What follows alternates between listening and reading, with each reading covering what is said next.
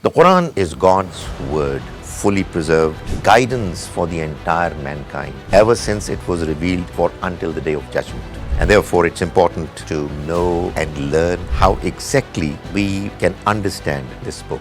The third surah, Anfal, is the surah that is preparing the believers to finally get prepared both morally, spiritually, and militarily to inflict God's punishment on the people who were now on the verge of extinction, of being punished because of their own misdeeds, because of the fact that they rejected the messenger of God, despite the fact that they knew quite well that he is from God. And what he's saying is the ultimate truth.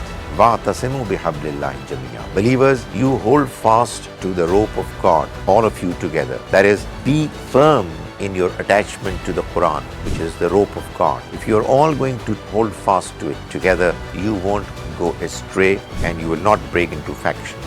Muslims cannot be united unless they are all absolutely serious and sincere to the Quran. The Almighty says, Kuntum khayra ummatin ukhriyat linnas. Believers, companions of my Prophet, you are the best of the people. You have been created for the benefit of humans who were appointed for discharging the all-important obligation of delivering God's message to the rest of the mankind. This is the task that you've got to do.